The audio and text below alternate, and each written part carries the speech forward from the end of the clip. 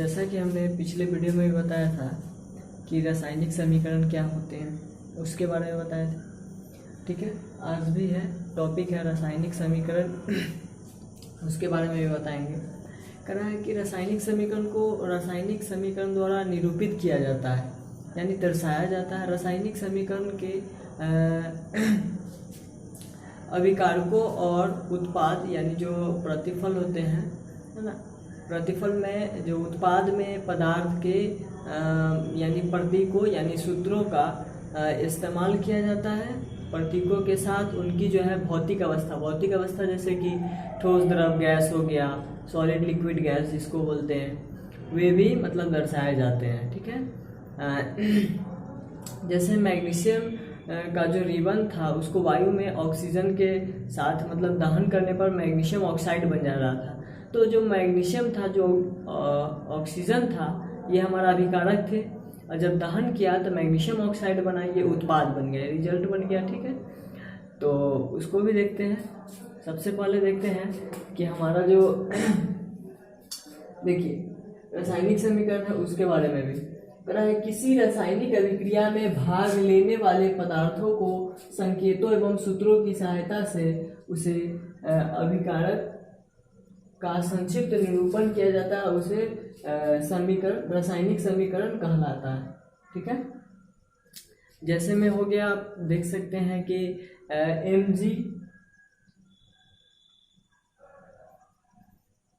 Magnesium और oxygen जमा में, मतलब प्लस का चिन्ह को क्या बोलते हैं, जमा में, ये क्या है, हमारे दोनों अभिकारक हैं। ये जब अभिक्रिया करेगा तो क्या बन जाएगा, MgO यानी उत्पाद बनेगा। ठीक है, उत्पाद यानी कंकाली, एक से ज्यादा भी उत्पाद आ सकते हैं। अब देखिए ये जो है, अब इस फॉर्म में भी लिखेंगे इसको कि मैग्नीशियम क्या है हमारा, तो सॉलिड है यानी ठोस है, ऑक्सीजन हमारा क्या है, गैस है, तो G लिखेंगे। ठीक है, तीर का चिन्ह यानी अभिक्रिया करा रहे हैं। उसके बाद जो रिजल्ट आता है MgO आया, ये हमारा क्या हो गया, सॉलिड हो गया, ये हमारा ठोस हो गया। ठीक है, ठोस हो गया।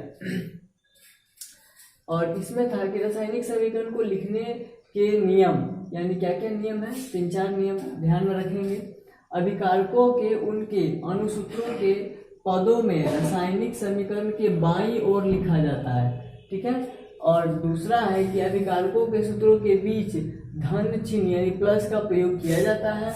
और तीसरा है कि प्रतिफलों के उनके अनुसूत्र के पदों में रासायनिक के दाईं ओर लिखा जाता है। ठीक है, और नेक्स्ट है, चौथा है कि प्रतिफलों के सूत्रों के बीच धन चिन्ह प्लस का प्रयोग किया जाता है, और अभिकारकों और प्रतिफलों के बीच जो तीर चिन्ह होता है उसका प्रयोग किया जाता है।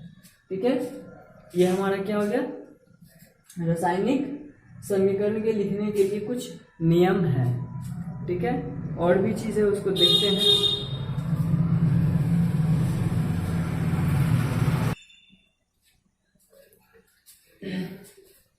संतुलित समीकरण है, असंतुलित है। सबसे पहले संतुलित रासायनिक समीकरण को देखते हैं। वह समीकरण जिसमें समीकरणों के दोनों ओर तत्वों के परमाणुओं की संख्या क्या होनी चाहिए, समान होनी चाहिए, उसे हम लोग संतुलित रासायनिक समीकरण कहते हैं, यानी बैलेंस इक्वल होना चाहिए। जैसे तरल पे कोई सामान लेते हैं तो जो कि बराबर देता है। ठीक है, उसी प्रकार से इसमें भी है। तो हाइड्रोजन है, कैल्शियम है, ये दोनों जब अभिक्रिया करेगा तो क्या बन जाएगा, देखिए ये दो, देखिए इससे पहले क्या था, ये दो नहीं था। ठीक है, हम बैलेंस करना भी बताएंगे, संतुलित कैसे करते हैं। सबसे पहले समझेंगे ये मैग्नीशियम वाला क्या होता है। इसमें कि इसके जो मैग्नीशियम के जो एटम है, और ये जैसे कि ये क्या है, ऑक्सीजन है, इसके दो क्या है, ये दो जो है मॉलिक्यूल है मतलब इसको समझते हैं तरह अणु के जो है रासायनिक सूत्र को हम लोग नहीं बदल सकते हैं। MgO देखते हैं क्या है उसके बारे में। तरह की वह रासायनिक वह समीकरण जिसमें समीकरणों के दोनों ओर तत्वों के परमाणुओं की संख्या क्या होनी चाहिए, इक्वल होनी चाहिए, यानी बराबर होनी चाहिए, समान होनी चाहिए। तो सबसे पहले हम लोग देखेंगे कि मैग्नीशियम और ऑक्सीजन। तो क्या है मैग्नीशियम हमारा, क्या है यहाँ पे, इसको पहले समझेंगे कि मैग्नीशियम जो है हमारा क्या है। तो मैग्नीशियम एक एटम है और मॉलिक्यूल में मतलब इसको समझते हैं Mg परमाणु है और ऑक्सीजन क्या है, एक अणु है। कह रहा है कि अणु के जो है रासायनिक सूत्र के हम लोग नहीं बदल सकते हैं, ठीक है। उसी प्रकार से है ये हमारा संतुलित रासायनिक समीकरण कैसे हुआ उसको देखेंगे, ठीक है। बैलेंस करने के लिए सबसे पहले दोनों तरफ ध्यान रखना पड़ेगा, इस साइड भी, प्रतिफल साइड भी और अभिकारक के साइड भी, ठीक है। क्या हम लोग समझेंगे कि ये हमारा क्या है, संतुलित रासायनिक समीकरण है। उससे पहले हमको ध्यान देना पड़ेगा कि इसके परमाणु कितने हैं, इसके एटम कितने हैं, दोनों इक्वल होने चाहिए। यानी इस साइड भी LHS साइड भी और RHS साइड भी दोनों क्या होने चाहिए, समान होने चाहिए, ठीक है। तो यहाँ पे देखते हैं, देखिए सबसे पहले जानते हैं कि सॉलिड यानी ठोस, इस प्रकार से भी हम लोग लिख सकते हैं। Mg हमारा क्या है, सॉलिड है यानी ठोस है, ठीक है। लिक्विड यानी द्रव है। गैस तो गैस ही होता है। AQ यानी क्या है, जलीय विलयन को एक्वस बोलते हैं, ठीक है। तो यहाँ पे भी हम लिखेंगे कि Mg प्लस O2 MgO हो जाता है, ये कंकाली है। इसको बैलेंस करने के लिए क्या करेंगे हम, सबसे पहले दोनों तरफ देखेंगे, इधर कितना है 2 है, इसमें कितना था 1 है। तो इधर क्या करना पड़ेगा हमको, बैलेंस करने के लिए यहाँ पे 2 लगाएंगे, तब जाके हमारा ये क्या हो जाएगा, समीकरण संतुलित हो जाएगा।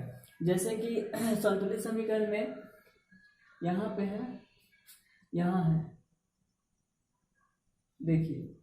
तो हम क्या किए थे, यहाँ पे कितना था 2 था, यहाँ पे कितना था 2 था, 4 था। तो इसमें कितना होना चाहिए, कम से कम 4 होना चाहिए। तो हम लोग क्या किए कि हाइड्रोजन के पास भी 2 रख दिए और कैल्शियम के पास भी 2 रख दिए, दोनों बराबर हो गए। उसी प्रकार से जैसे कि असंतुलित में क्या होता है, बैलेंस इक्वल नहीं होता। जैसे हाइड्रोजन के पास 2, इसके पास 2 और इधर देखिए नहीं ना, इधर नहीं है, इसी को बोलते हैं असंतुलित रासायनिक समीकरण। वह रासायनिक अभिक्रिया जिसमें समीकरणों के दोनों ओर तत्वों के परमाणुओं की संख्या समान नहीं हो, उसे असंतुलित बोलते हैं, ठीक है। अब देखिए इसमें एक छोटा सा टॉपिक भी है कि रासायनिक समीकरण को संतुलित करने के लिए अधिकांशतः अनुमानित मतलब विधि द्वारा प्रयोग किया जाता है। जैसे कि इस प्रकार से Mg प्लस HCl, MgCl2 और H2 यानी ये हमारा क्या हो गया, गैस हो गया, निकाल रहा है। तो संतुलित करना, सबसे पहले बाईं ओर Mg की परमाणुओं की संख्या 1 है और हाइड्रोजन के परमाणुओं की संख्या भी 1 है, तो क्लोरीन के परमाणुओं की संख्या 1 है। तो दाईं ओर जो है Mg और हाइड्रोजन और कैल्शियम करा है कि परमाणुओं की संख्या क्रमशः 1, 2, 3 है, तो बिल्कुल भिन्न है, इसीलिए इसको संतुलित कैसे करेंगे। तो Mg प्लस 2HCl से विक्रिया करने पर MgCl2 प्लस H2 है, ठीक है, H2 होगा।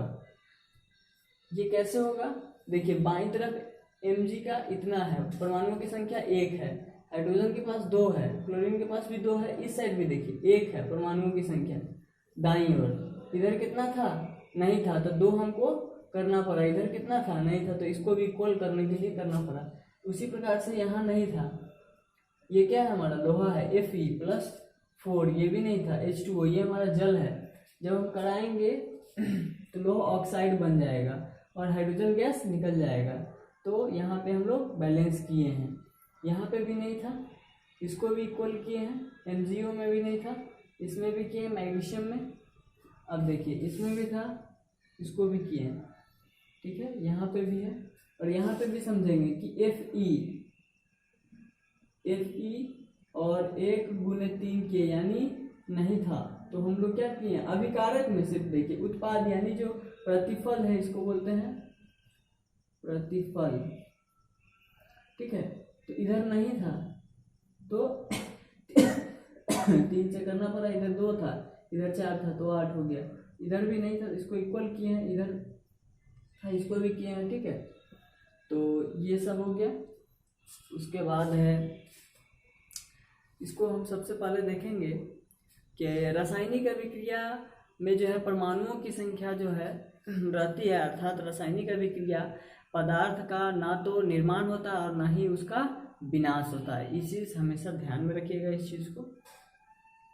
और संतुलित करना, असंतुलित करना, कहने का मतलब है कि पहले उठाइए संतुलित वाले को, फिर आपको समझ में आए, असंतुलित वाले को उठाइए फिर संतुलित कीजिए, फिर समझ में आएगा कि हम क्या बदलाव कर रहे हैं उसमें क्या होता है कि रासायनिक अभिक्रिया के जो पहले परमाणुओं की संख्या होती है एवं उसके बाद वाले जो उत्पाद होते हैं, है ना, उसमें जो पदार्थों का जो परमाणुओं की संख्या चाहिए उसको हम लोग पूरा करते हैं।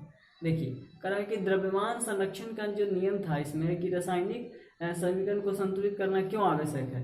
तो किसी भी रासायनिक अभिक्रिया में ना तो द्रव्यमान का निर्माण होता है और ना ही विनाश होता है, जैसे कि अभी तुरंत बताया आपको। तो ये हमारा संतुलित था, असंतुलित था, ठीक है। दाएं तरफ बाएं तरफ लिख के देखिएगा, ठीक है, तत्वों की संख्या और ये दोनों। अब है हमारा लास्ट है कि संयोजन अभिक्रिया किसे कहते हैं, उसको भी देखते हैं।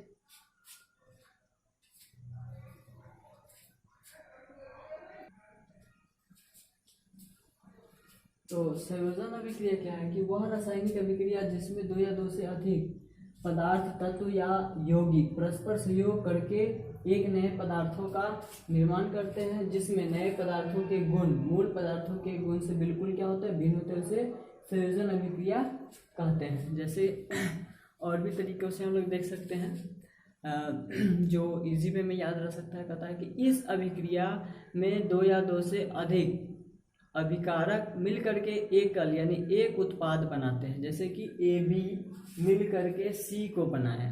ये उदाहरण है, जैसे कि कोयले का दहन, C यानी हमारा क्या है, सॉलिड है, प्लस ऑक्सीजन तो हमारा गैस है। ये दोनों जब संयोग किया, दहन किया, अभिक्रिया किया तो क्या बन गया, कार्बन डाइऑक्साइड बन गया। जैसे जल का निर्माण, तो H2 हमारा गैस है, ठीक है, और O2 ये भी हमारा गैस है। ये दोनों जब अभिक्रिया किया तो क्या बन गया, 2H2O लिक्विड में बन गया, ठीक है।